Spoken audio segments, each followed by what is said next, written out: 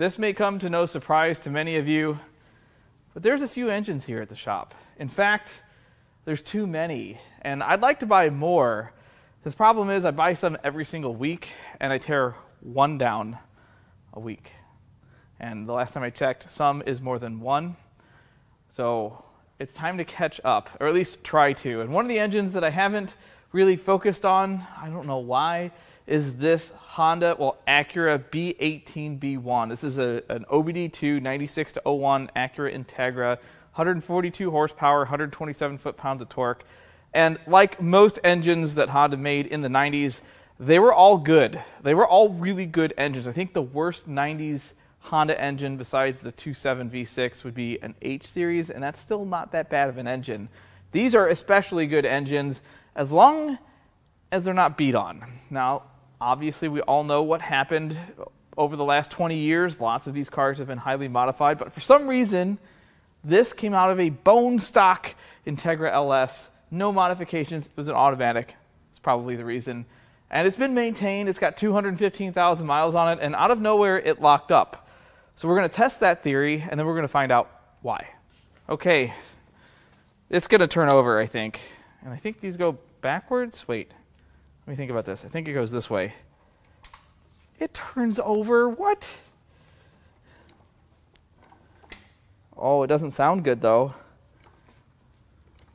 It sounds really...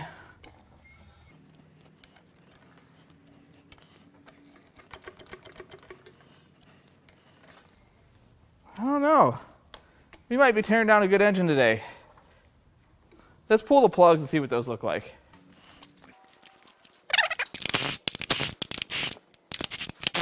This one does not want to come out.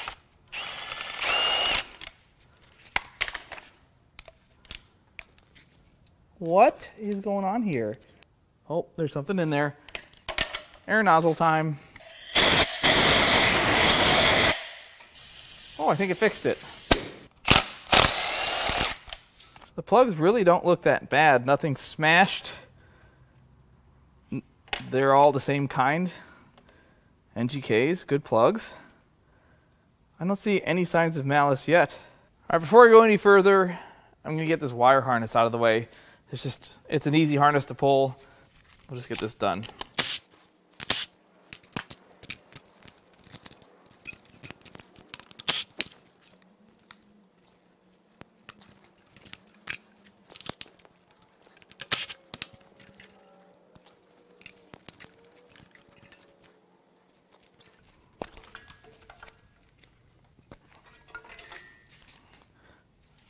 It's got one bad connector. It looks like oil pressure sending unit. Totally normal for these. Next, we'll get the intake manifold out of the way.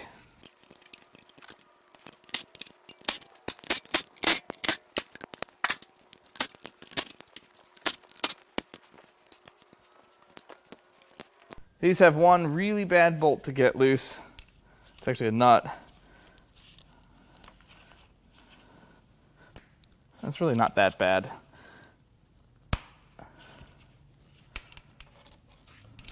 Once you get it loose, you can just spin it off. Let's do that with the rest of these. Oh, that one's pretty tight. I need a helping hand. Yeah, that was really tight for the size of that.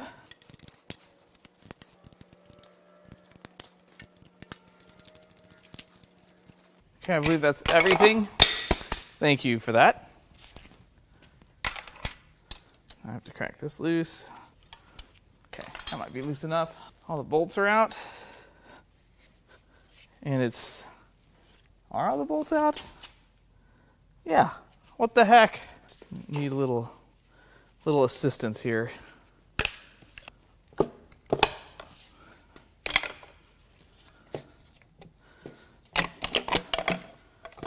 Let's look, Blue. I know, you have to stay. Let's take a peek here. That one looks good. That one also looks good. I don't see any issues. Wait a minute. The valve on the right looks closed. And the valve on the left is open. That's not right. So, it's not a good engine. Now we're going to take a minute and get the distributor out of the way. I have pulled so many of these in my life. I used to sell these on eBay. I'd find them in the junkyard and sell them on eBay. Probably 300 or 400.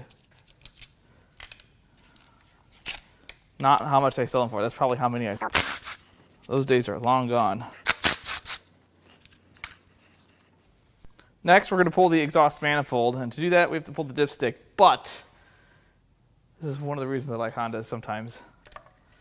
Dipstick comes out. There might be a little bit of oil in there. We'll have to drain that. The tube stays in the block.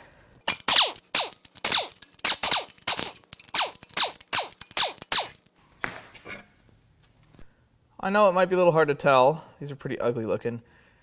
But I think it's been burning oil in that cylinder and in that cylinder. I don't see anything smashed. There's no metal. Just two wet cylinders. Now it's time to peel the valve cover off. Our first actual glimpse inside of this engine.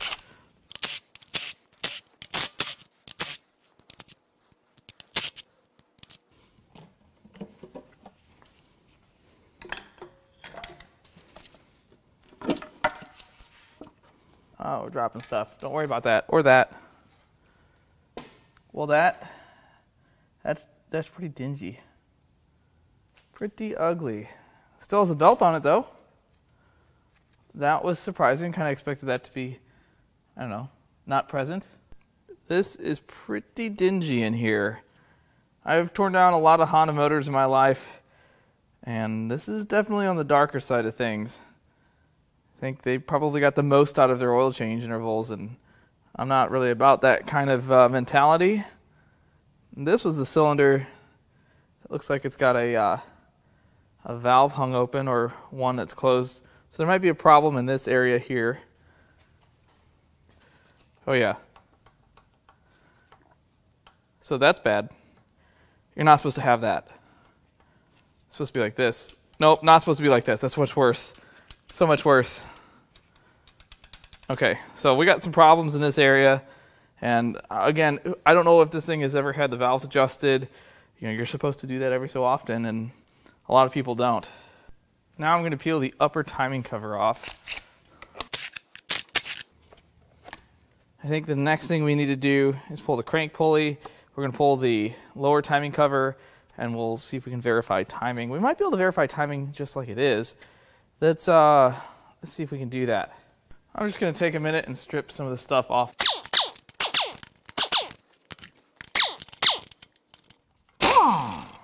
Much better. Let's turn this over here. See if we can get this to line up some timing marks. Oh, it doesn't sound good. Also, my impact should not be there. Nope, that's bad. Looking at the timing, those marks line up, and that lines up with that on the timing cover. So this engine is in time. The next thing I'm going to do is get laughed at by this bolt, try to take it out with my 1/2" impact. These are notoriously tight.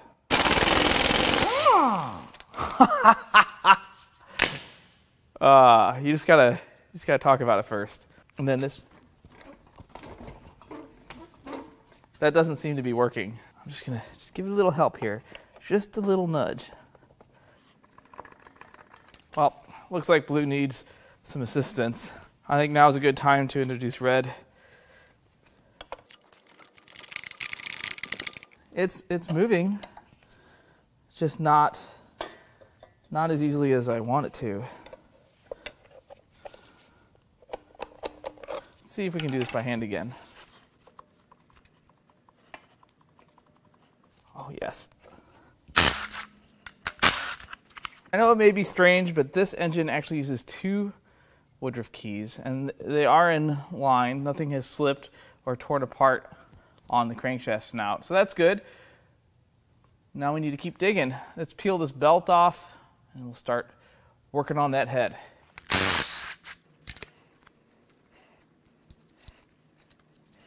I know this thing has had a timing belt service because there was a sticker on the upper timing cover, It was at, where did that go? See, it has timing belt at 187, it's due at 237. This engine has 215 on it. Now we'll get the engine mount bracket. Next, we're going to remove this cover. Yeah, I think that's just gonna ride up with the cams. Once the cams are out, it'll be much easier. Now it's time to crack the cam caps loose.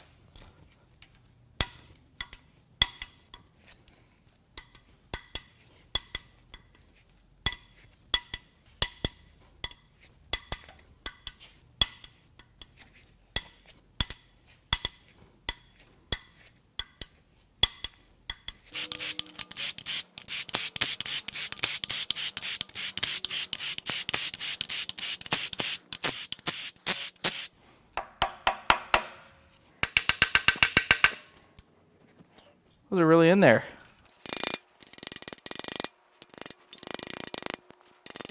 Let's get this gasket out of the way. Oh. Well, there's one cap. It's a lot of work. Let's get a little help from Blue here.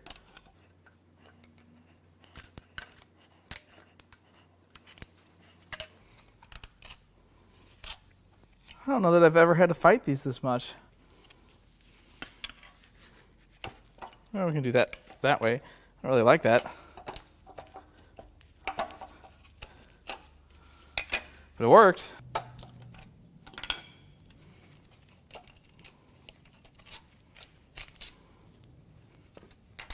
Suppose we'll try that again on this side.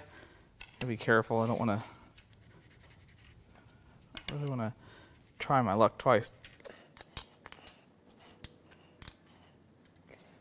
This isn't really working. The dowels for the cams are just really, they go deep into the head.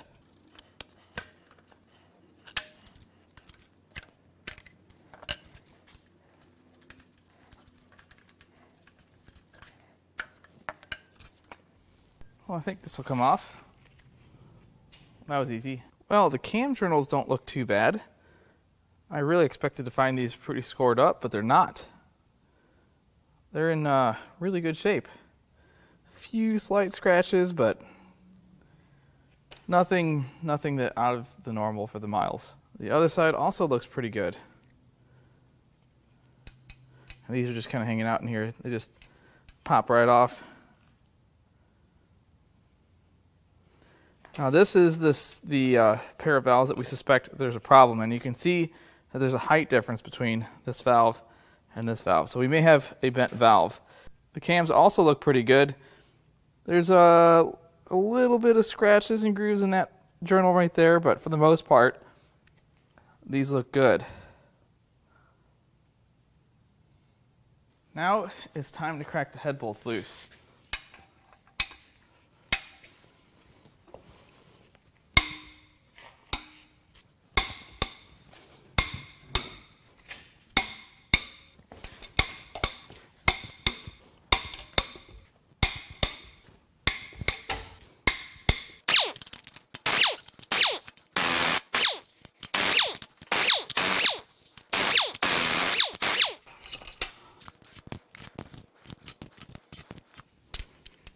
All right, this should hopefully just lift right off.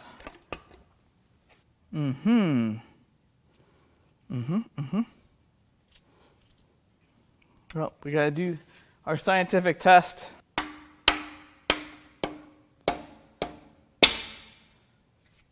Uh-oh. That is not what I expected to find. We have a disconnecting rod. But how? Ooh, it rotates. So cylinder 1 doesn't look too bad. How nice cross hatching looks there. Looks pretty good there.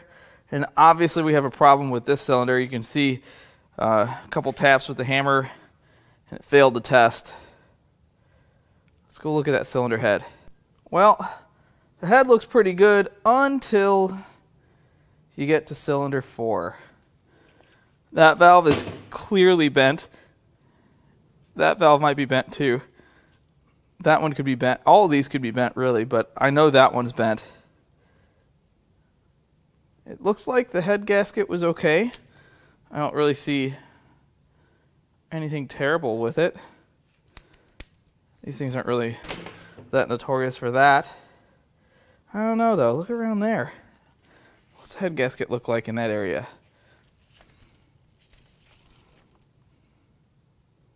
It's still not bad. I don't think this was an overheat situation. Now, because I must know what happens, we are going to turn the crank over. Oh, it kind of... What is going on here? It is protruding. How is that possible? Uh-oh.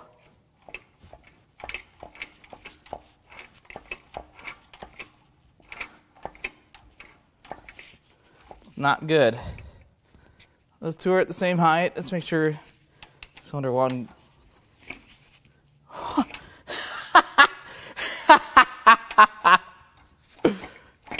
That is not supposed to happen.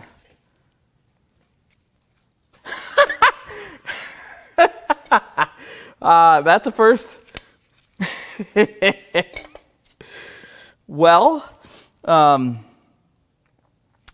think we know what happened here. That is really impressive. Do you remember early on in this video when I said this might be a good engine?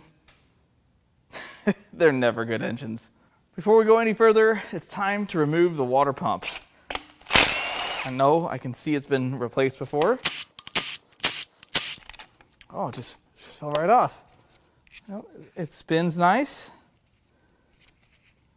Might have been leaking a little bit around here, but it could just be the gasket. It's a good backup pump. All right, now it's time to drain the oil, if there is any. Why is that not a 14? Who did this? Who put a 13 on here?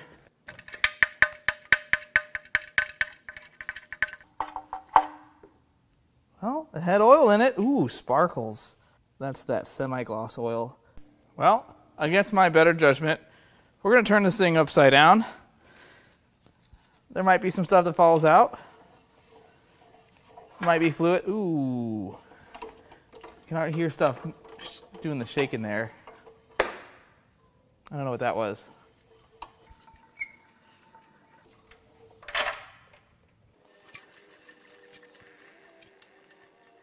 All right.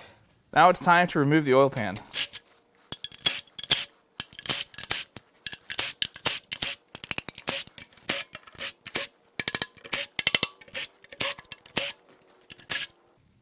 That wasn't a factory bolt. That wasn't either. Someone's been here before.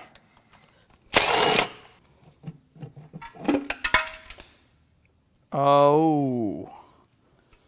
This oil pan has all kinds of forbidden glitter. There's pieces of bearings everywhere. Copper pieces, aluminum pieces, all kinds of species of pieces.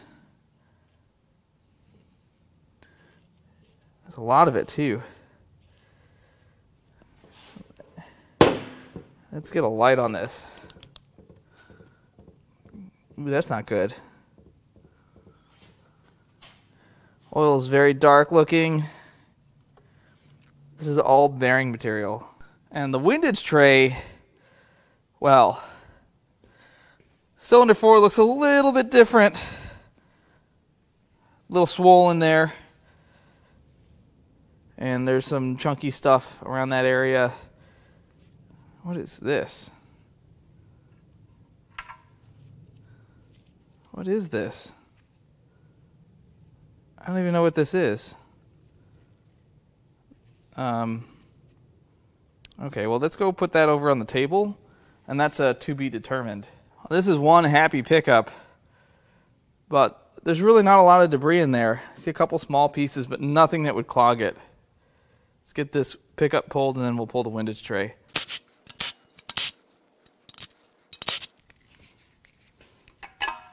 Now it's time for the windage tray. I mean, at this point, we could probably call it the blowage tray. Okay. Oh, that's not good. Well, there's the bottom of the windage tray. It's got a few marks in it. Looking inside the block, cylinder 1 doesn't look too bad, and then you get to cylinder 2, and there's some chunks of stuff, bearings, looks like. Oh, look at the coloration there. It looks like those were cooked. And, ooh, bigger pieces. And then really big pieces. And unfortunately, it looks like the block is done. There's a hole right there. It took a few good hits, though. I am really surprised there's no exit wounds, but that is the strongest part of the block. Oh, look at that. Rod journal. Whew. The next thing we're going to do is pull the oil pump. I'm going to get this non-OEM gasket. Man, that is really on there. Must be some Honda Bond. It's like the best.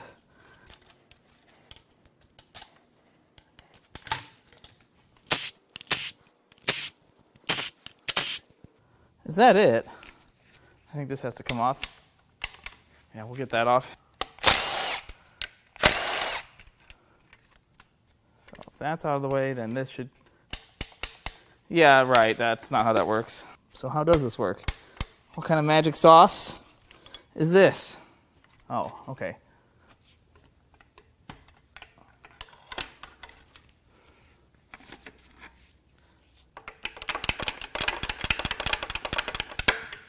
And it's off. Now, I think I should be able to pop this loose. Is it still bolted in somewhere? There is a 10.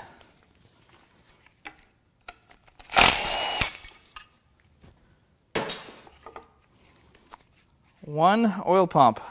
Hopefully this comes apart.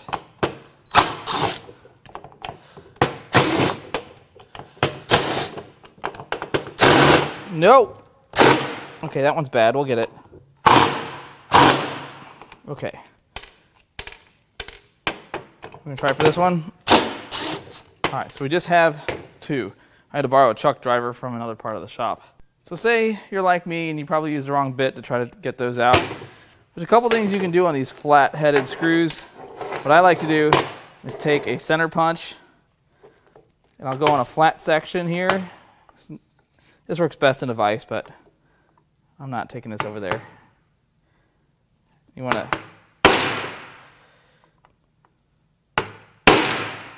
Oh, my center punch is not so great. Let's find a better one. Okay, let's see if that made this come out any easier. Nope. Yep. All right, now we just got to do that with the other one.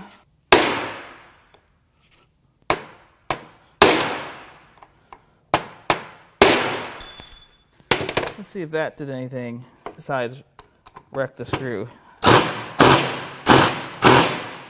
Nope, not yet. Actually, what we can probably do is... Yeah, look at that. Swing away oil pump. Well, I don't see anything too terrible in here. There's not a lot of metal in here. I expected there to be a lot more. It's a little gritty. Let's get some bath time. Hey. Yeah, it looks really nice. Barely any damage worth mentioning. Now it's time to remove the remaining 3 rods and pistons.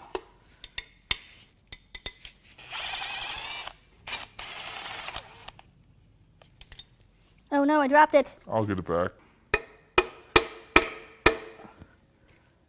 Oh, I'm going to have to turn the crank. Okay. There, now we should be able to slide that one out of the bottom. It'll be easier to get number 2 and number 3.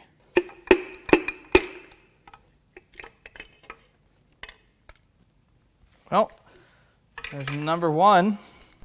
Now, number 2 and number 3. Oh no, I don't know what just fell, but that wasn't good.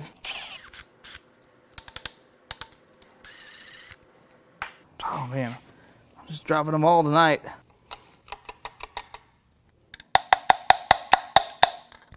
Last and least, number 3.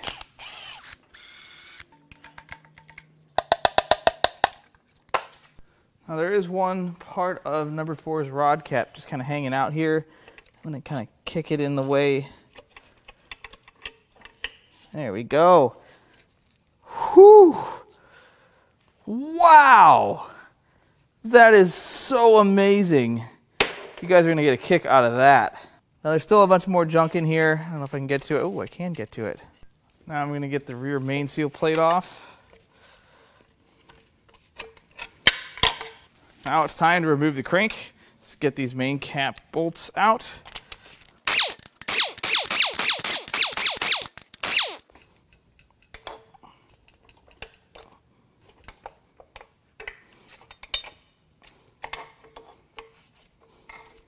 All right, now the crank should just pop right out.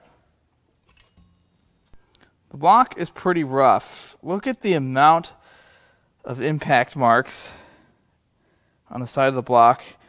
That one perforated into the, I guess that's a cooling jacket. I don't think that's an oil galley. I think that's coolant there. Surprisingly, the piston helped protect the bore. The bore looks okay. And then on this side of the block, there's a bunch of junk. What is this? Oh, hey, I know what that is. Let's just set that there. What else is in here? Pieces. I'll fish the rest of that out. The crank is just done. Look at the amount of heat that went into all the journals. Look how black all of those are. I mean, that one, it's hard to get that on camera. It's just sucking all the light out of the room. Massive impact marks. This main bearing is stuck on here. Let's see if we can get that off. Ah, there we go.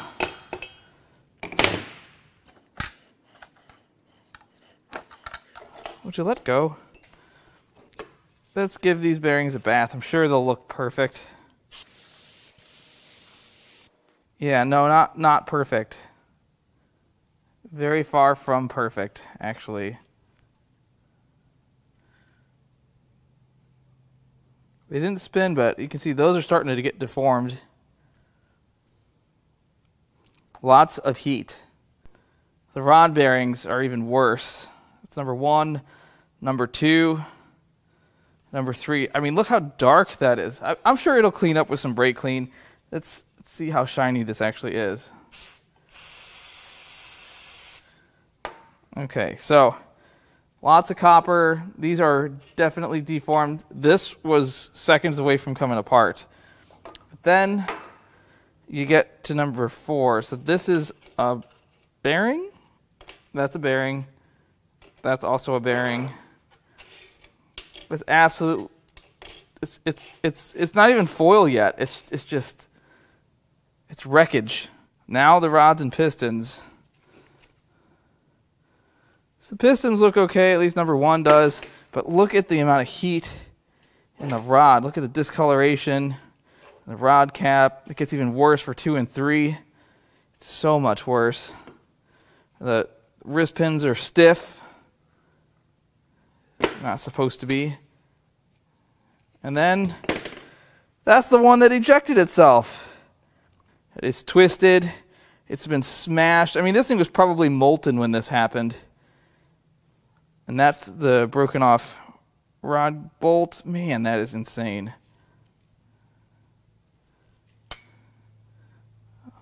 The discoloration is crazy. But this is the craziest thing. That is the rod cap. It's supposed to look like this, but instead it looks like this because it's been folded over on itself. And then this is what's left of the rod cap bolts. They're like whittled away to a point. I've never seen that before. I didn't even know what this was when I pulled it out, but this is supposed to sit up here, and it's supposed to be like, it's supposed to look like this, but it doesn't. It's crazy. I mean, this is all just crazy. It's hardly recognizable.